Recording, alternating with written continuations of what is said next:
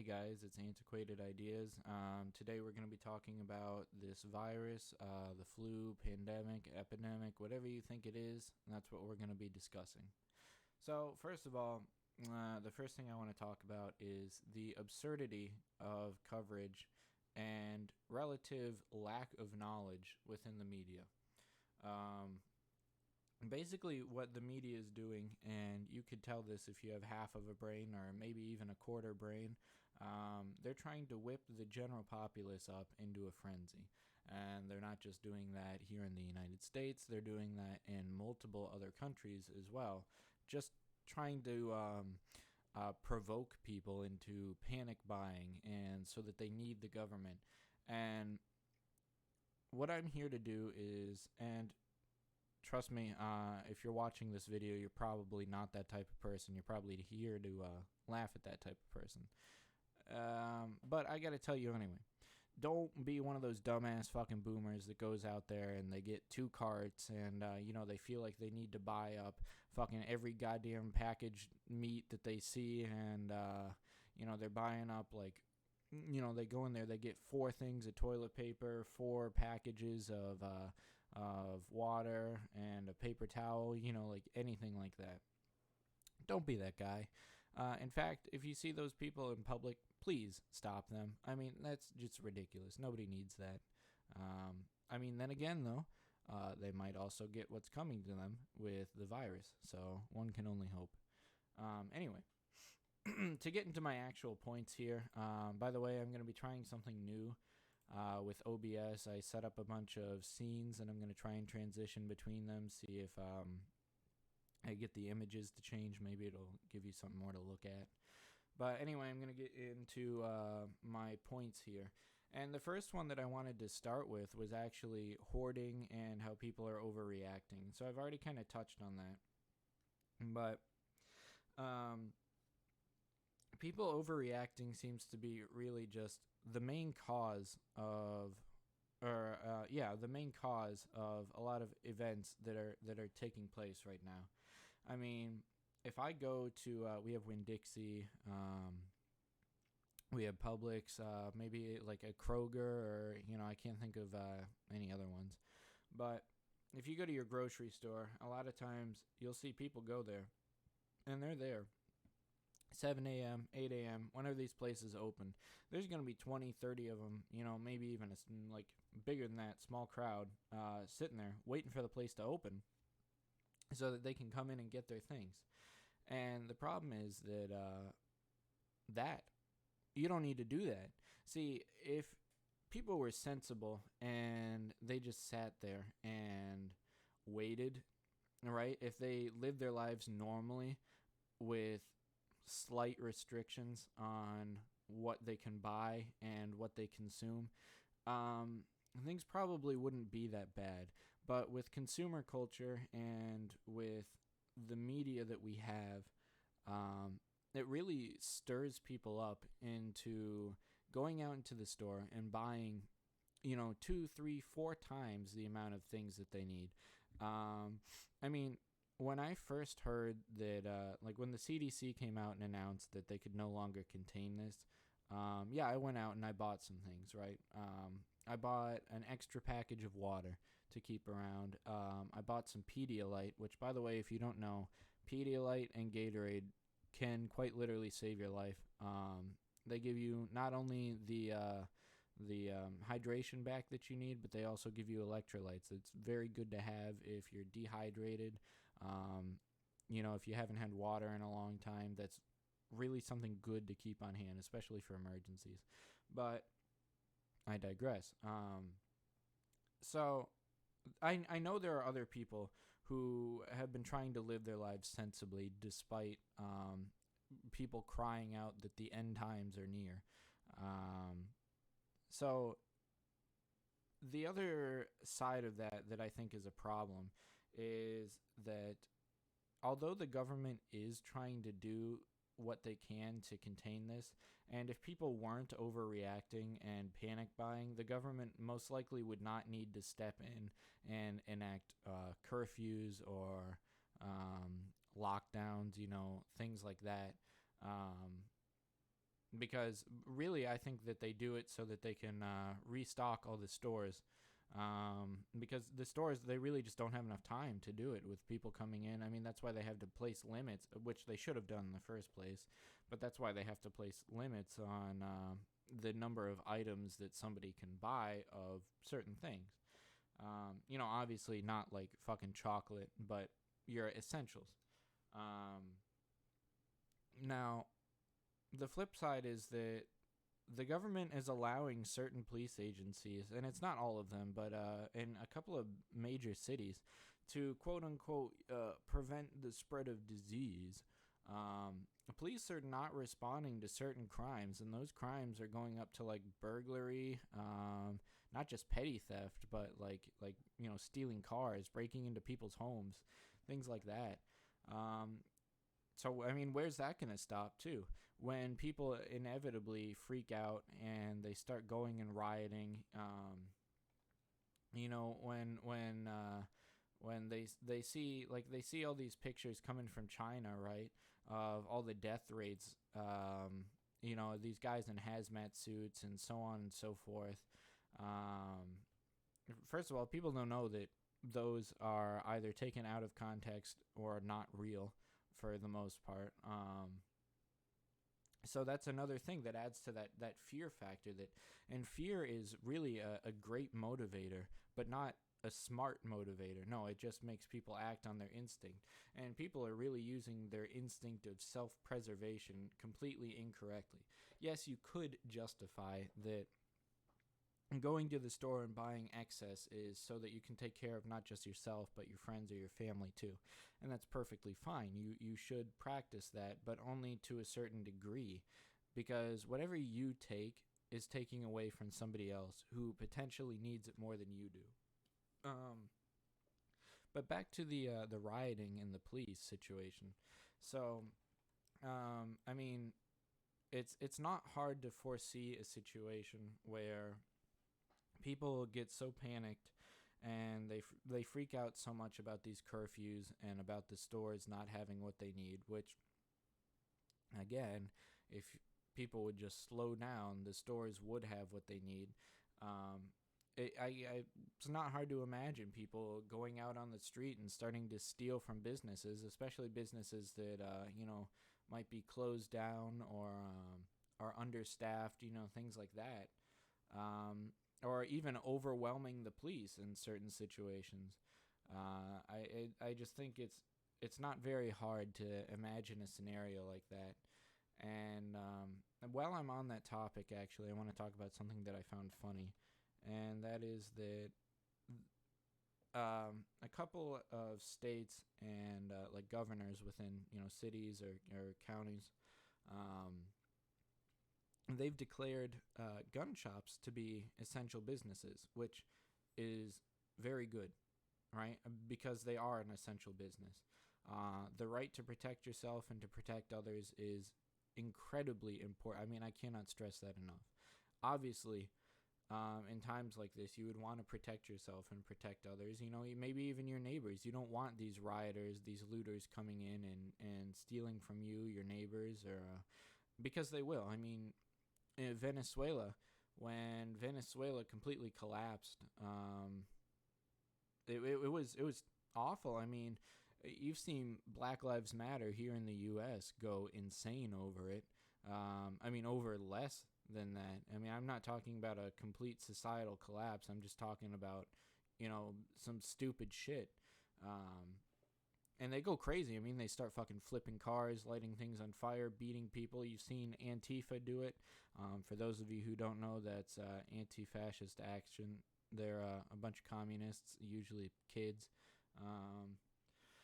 But anyway, back to this is that I thought it was funny that all these leftists that are afraid of guns and they're so anti-gun, you see these anti-gun politicians with their armed security detail, wielding MP5s, MP7s, M4s,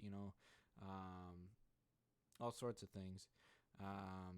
Heavy body armor. I mean, just right out in the open. It's ridiculous. But these people are going to buy guns now, and they realize, oh, wait a minute, it's actually not as easy as we thought it was to buy a gun. Wow, really? I mean, who would have thought, right? That all that legislature that they've been pushing for, some of it actually has found its way into action. And now it's restricting them from buying guns when they need to buy a gun. Isn't that funny? Now, what I'd like to see is somebody calling those red flag gun laws on these fucking idiots, because half these people I don't trust with guns. But I digress. I just thought that was funny. They think they can just order a gun online, have it come right to their fucking doorstep, and that's not exactly how things work. They think they can just walk into a store and buy a gun. That's not how it works. Well, anyway, when we're on the topic of looting and things like that, people also have this idea that they're going to enact like martial law or something like that. And for any American, especially gun-owning Americans, you can see why this is, number one, a concern, and number two, most likely never going to happen. Now, the National Guard has gotten called in multiple times throughout U.S. history and has killed civilians. But first of all, the National Guard is... But I'm not in the service, so I don't really have a place to comment, but I'm going to comment anyway because I've seen some fat fucking losers in the National Guard. But a lot of times the National Guard are just regular people, and they don't want to come out and enact martial law. But if they did, I think that a lot of Americans would take up arms against them. And along with conspiracy theories, I also think that goes along with how people are afraid of these CDC camps and things like that, which, in my opinion, that's more likely to happen than martial law. Like, that's something I am legitimately afraid of. If the CDC ever tells you to go anywhere, I wouldn't fucking believe it for a second. I mean, look at what they did to the Japanese during World War II. They said, oh, let's just replace you for safety measures, and then they put them in fucking concentration camps. So, I mean, we did it to the Native Americans, too. It's not really hard to imagine that they would do it to us again. But for some reason, people like to believe the media. They like to believe the government as if the government's there to protect them and not stop them. But anyway, I mean, you're seeing all these deaths and things like that, and so it really makes you wonder, like, okay, why is this virus happening, right? And for me, I have two personal beliefs here, and number one is that China, they released the disease, and they released it with the intention of containing Hong Kong. If you haven't been following, and I don't know why you wouldn't be, because it's very important. I mean, Hong Kong looks here to the U.S. for aid, and we don't do anything. But Hong Kong is an autonomous region of China. They've been allowed to self-govern to a degree, and also, along with that, self-police, right? So if you get arrested in Hong Kong, you are arrested in Hong Kong. They don't ship you back to China. But they'd been protesting over the extraditions, right?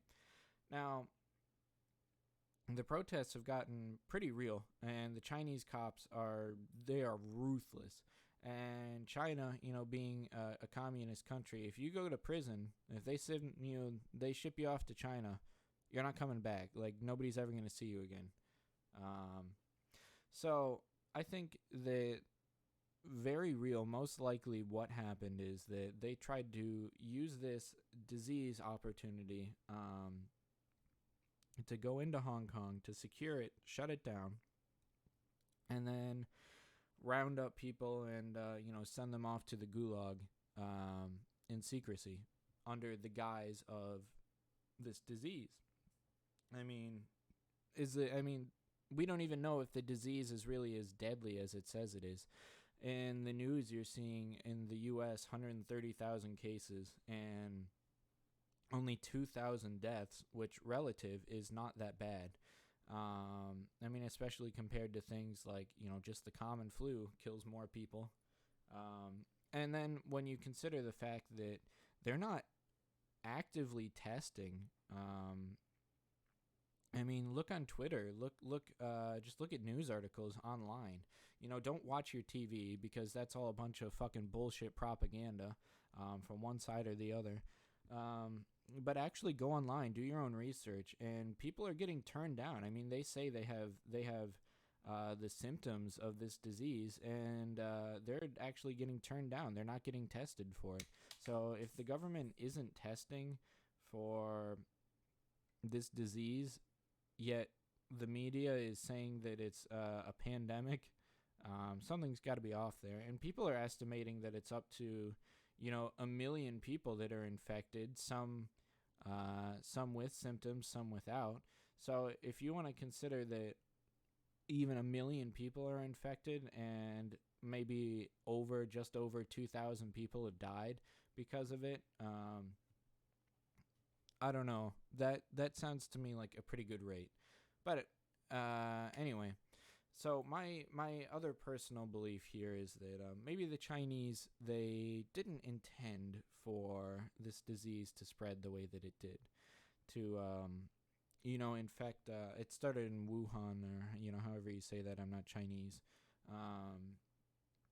And it infected a lot of people, and it spread fast. Right now, that's kind of reminiscent of other plagues that have happened in the 20s, right? And people say history repeats itself. I think it repeats itself for a reason. Now, I've got a picture up, hopefully you can see it, of a bubonic plague doctor. Now, that was the 1420s, if I remember correctly. And then you had the Spanish flu in the 1920s. There were a couple other ones, but throughout history, this is a common theme. So I think in a way that God does things sometimes, no matter what God you believe in, but I think that God does things sometimes to sort of cleanse the earth, get rid of a lot of people, and also I think it allows new ideas to come forward. It's kind of the idea of getting rid of the old, how things fall apart eventually. And I really do believe that some of this is God's work. That the earth is so fucked up at this point. There are so many people, especially in the Western world, who don't believe in God anymore and do things actively against God, and they'll admit to it. I think that's part of what's happening with this plague now. The other I don't know what I want to call it, but I guess conspiracy that I can see is and this one I really do believe in, is that not necessarily there are two sides to it, and I believe in the lesser extent. I believe that governments are using this as an excuse to create police states, and by that I mean, like with the police refusing to act on certain crimes, and with the general state of the people in these countries, how scared everyone is. They want the government to do something. They want the police around, and they're afraid that if the police aren't there, they're not going to be able to protect themselves. Now, of course, that's fucking stupid, because if you have a brain, especially, here in the U.S., you go and buy a firearm, you learn how to use it, and people in the gun community will respect you for that.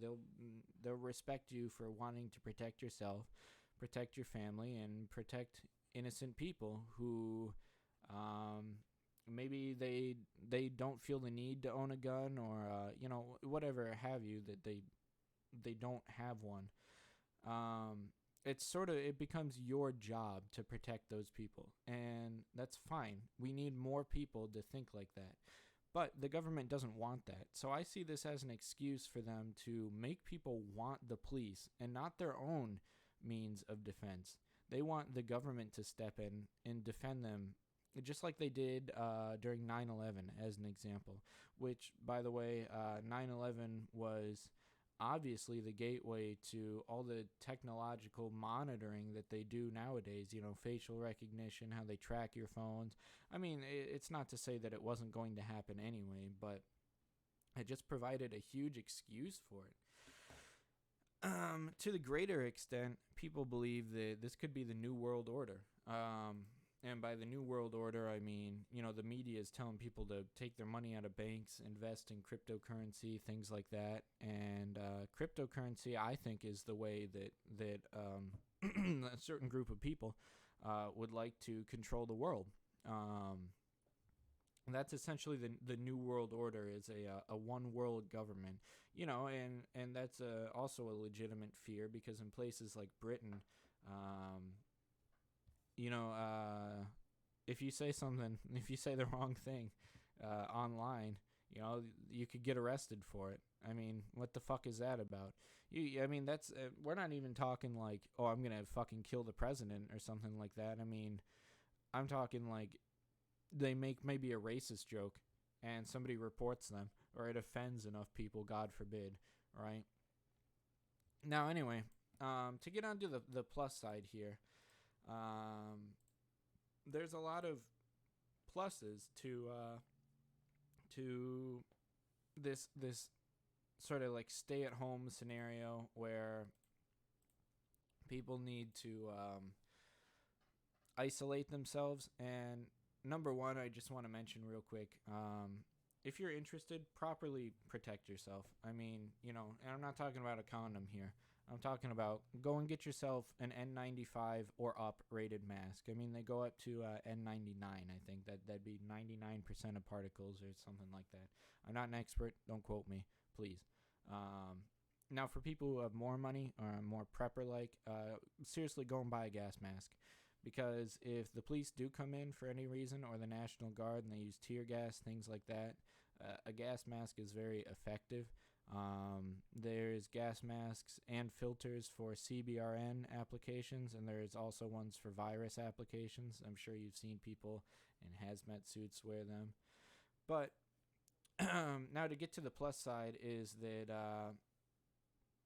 take this time to work on yourself, to work on your home. To become more sustainable. Like, I mentioned earlier, I went out and I bought water filters. So now I use glass bottles and I just clean them out. And, I pour filtered water into them. And that way I'm trying to stop using bottled water. If you don't know, bottled water is really bad for the environment. It's also a good time to think about gardening, in your own backyard, especially if you're worried about being able to procure food for yourself.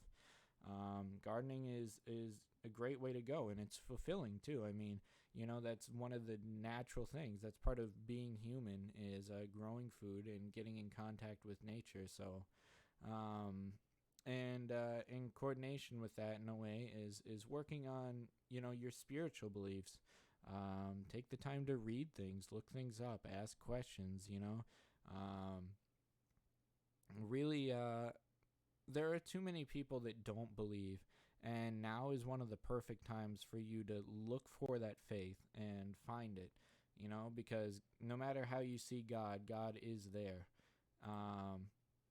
But the other good things that you can be doing are, working out, obviously. If you're stuck at home and you have a lot of energy, why not set up a workout routine? Maybe that's something that, once things return to normal, that you can continue doing that. Another thing is like home improvement. If you want to redecorate, now's the time to do that. That's always a good way to change things up. Like me, if you want to start a fucking YouTube channel, go ahead and do that, because that's what I did. I've been wanting to do this for a long time, so please support me. Hey, there you go. But also, just like painting, or, I'm pretty sure places like Home Depot are still open. But also, if you have a job, keep working. Don't stay home. The economy definitely needs it right now. And that's another kind of conspiracy theory, is that people think the economy was going to tank, and so this virus is what was covering it up. Which, by the way, the government knew, at least in the U.S., that the stock market was going to collapse, and then they started doing insider trading, made themselves a bunch of money, and Didn't tell anyone else, of course, because typical politicians. Um, Now, another plus side that I want to talk about real quick is the opportunity for political beliefs. And by political beliefs, I do not mean communism. I mean nationalism, isolationalism. What? What is that? Isolationalism? I did not just say that. I meant isolationism. All right. Close borders. All right. Focus on our country. Right. Whatever country that is. If like Italy and the EU, if they decided to shut borders down immediately, places like France, Germany, Austria, they wouldn't have gotten the disease the way that they did. I mean, shit, we wouldn't have gotten the disease if we closed our borders, or if we even enacted a partial travel ban. Things probably wouldn't be the way that they are now. And the one good thing that we can take away from this is that this whole thing is sort of red pilling people. Like, they're starting to realize, like I was saying, the leftists are buying guns. They're saying, oh, we need to close borders. Now, when are you ever going to hear a fucking Democrat or someone say that, we need to close borders, right? So it's a good time for us, sensible people who believe in things, self-preservation, like the preservation of our own country. And yes, there is a certain degree of threat from our own government, but there always has been. And if you're a real American, if you're a patriot, you know about that. And the founding fathers warned us. They tried to set up a country anyway that wouldn't have that problem, and they gave us the means to protect ourselves in the event that does become a problem. So overall, what my point here is that this disease really is not that bad. Obviously, do protect yourself, protect your family, but you don't have to go crazy. No, I mean, if you're watching this video, you're probably not crazy, which is good for both you and me, because I didn't incite you to do anything. But